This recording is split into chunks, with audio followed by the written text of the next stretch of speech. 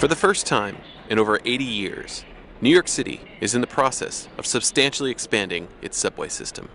If all continues as planned, in December 2016, Manhattan will have an additional 2.7 kilometers of subway service running on 2nd Avenue of the Upper East Side.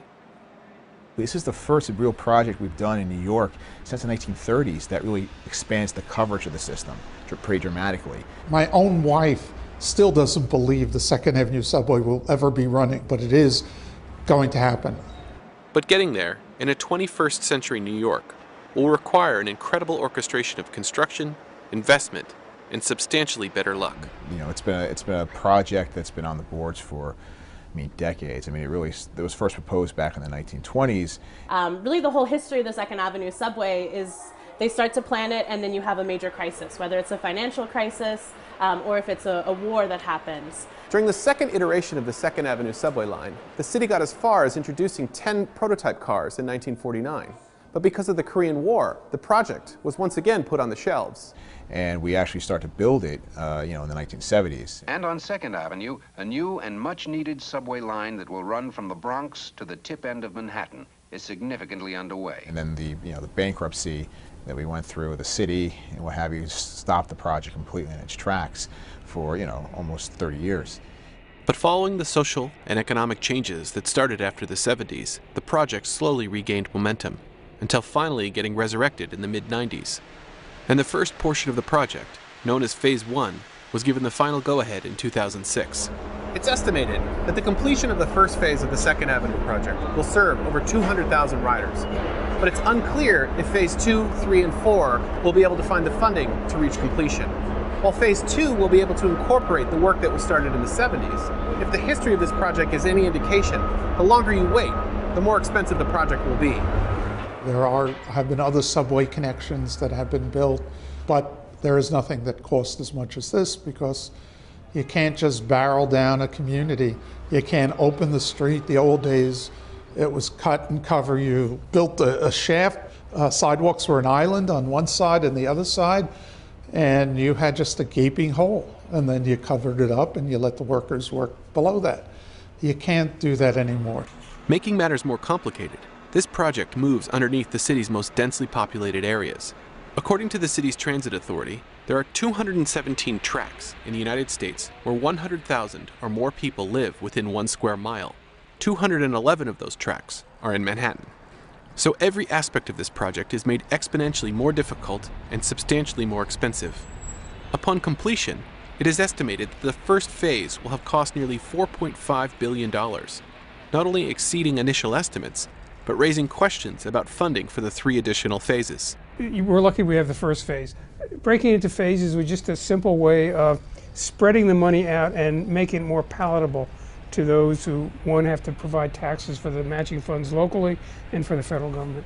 How important is the role of the federal government going forward? I know the federal government contributed about 30% for Phase 1. How important? I think that is extremely important, that that seed money, although it's only 30%, gives one the boost and impetus to move forward and do other things. And money, as you know, is susceptible to political winds. We do not have the ability at this point to attract private investors that would want to invest in a mass transit system. Mass transit systems, unfortunately, are not self-sustaining. But New York City is changing, and it's changing fast. It was recently reported that the population had reached its highest levels in 60 years.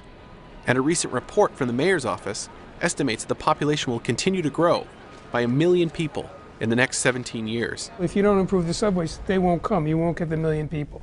New York will lose population, it will lose employment. It'll go first to New Jersey, then to other states. So New York will lose some of its gloss, and it might lose some of its value. There's some interesting phenomena that I have never seen in my 45 years or more, if you count the cab driving time as a transportation professional. The latest generation is driving less. It's the first time. They're not driving 2% less, they're driving 12 to 14% less. They are getting their driver's licenses later or not even getting driver's licenses. And so there is a whole move towards cities that offer really good transit. And the message for a lot of these suburbs is you're losing your young. And in New York City, the young are riding the subways at near record levels. Transit is really the most popular it's been for 30 or 40 years. And we're seeing ridership levels that are really starting to put a strain on the system because, quite frankly, we've been living in the last several decades off the legacy investments we made in the past. And we're at a point where we're running the railroad, the way it's been run for almost 100 years in some cases. This will go just so far, and without more transit improvements, it's sort of like a balloon that'll expand and then slowly lose its air. And New York would not be what it is today if money were not invested in the infrastructure that we have.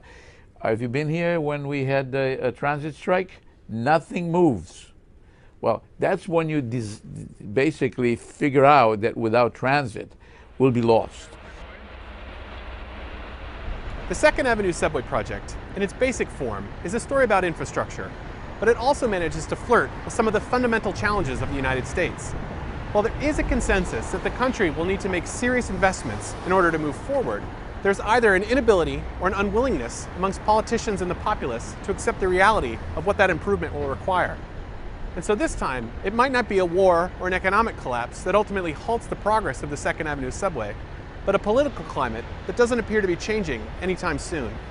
But the question is, how long the city and its expanded population can continue to operate within this gridlock? Christopher Booker, Financial Times, New York City.